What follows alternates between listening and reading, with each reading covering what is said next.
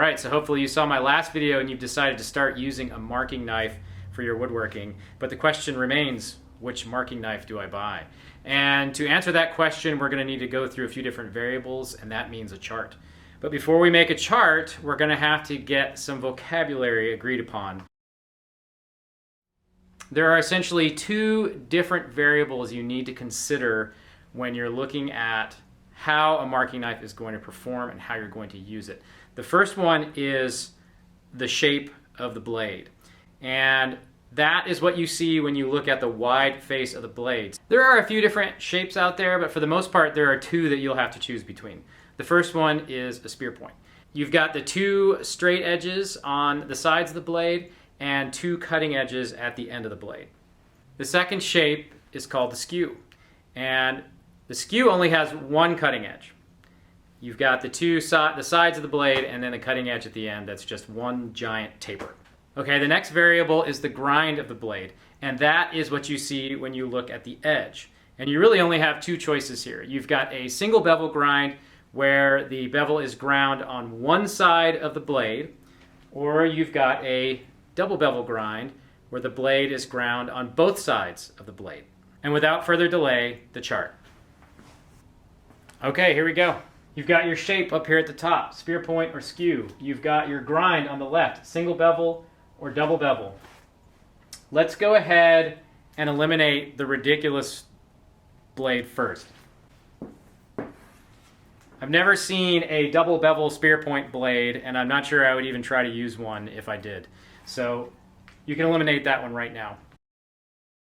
The biggest advantage that a single bevel blade has is that the entire back of the blade becomes a reference surface.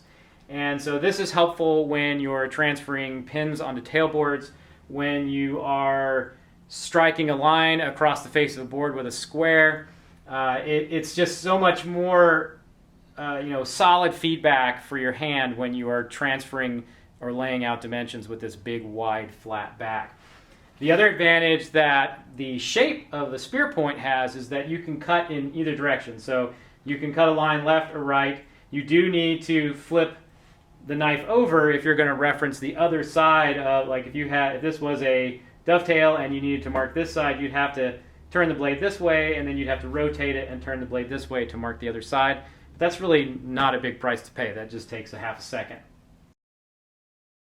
When it comes to having a big solid reference surface, this has all the same features as the single bevel spear point, but you run into problems when you need to cut on the left or the right hand side of a reference surface. So you actually need a pair of knives to make that work, or you have a great solid reference on one face and a very small reference on the other. You just lean the knife over.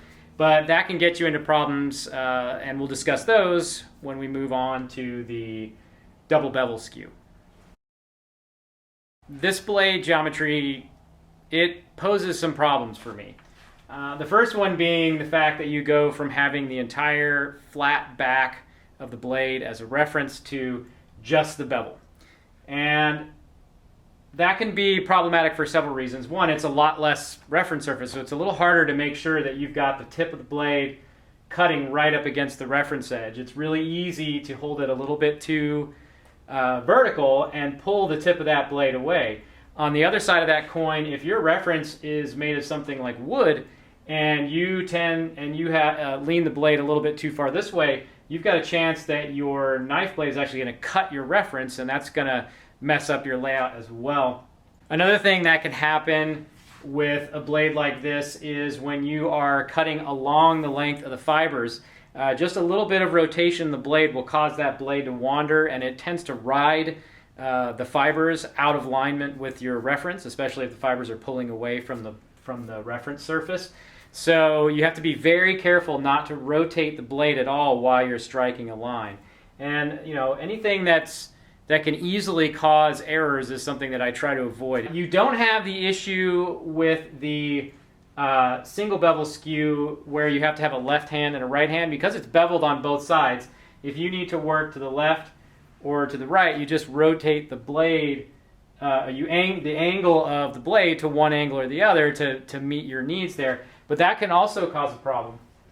If you are working inside a narrow space like a an English dovetail, and you've got these nice tight dovetails, the geometry of the blade can actually keep you from reaching the bottom of that opening and still get the point of the blade up against the inside corner of that reference. And then there are times when your reference surface isn't perfect. There are times when I'm pairing dovetails and I might mess up the bottom of the tail. And so with a knife that has a flat back, I still have this area up here as a reference, and I can just hold the knife vertical and strike my line as if this corner was filled with wood. But with these double bevel blades, you're going to just ride down into that low spot, and you're going to end up with a dovetail with a set of pins that needs a little more fiddling with before you can get them to fit. And then that brings us to kind of the last thing you have to watch out for.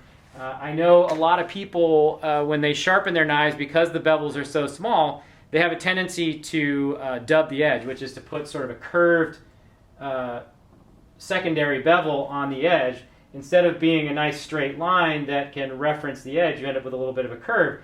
And if you don't get that point right down on that corner, you're marking a line that's away from your reference and not right at your reference. So do yourself a favor. If you're getting ready to buy a marking knife, get one with a spear point and a single bevel and avoid all these potential mistakes.